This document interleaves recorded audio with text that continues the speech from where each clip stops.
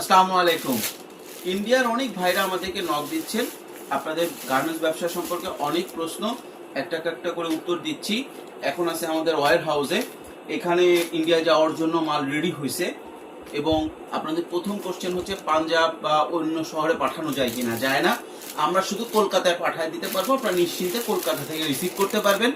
তারপর হচ্ছে মাল যায় কিভাবে, এই দেখেন বস্তা করা হয়েছে, এরকম বস্তা করে যায়, সুন্দর করে আমরা পাঠাই দিই। এর উপরে একটা বেল্ট লাগে, এইভাবে যায়, কোনো কার্টুনে যায় না। এবং এখানে আপনাদের আরেকটা কোশ্চেন হচ্ছে ভাই 36 পিস 72 পিস নেওয়া যায় কিনা। না, যায় না। যেহেতু এটা আপনার বেল্টে যায়, মিনিমাম হচ্ছে 400 পিস, বেশি হইলে ভালো হয়, মিনিমাম 400 পিস। আচ্ছা, খরচ কত হয়?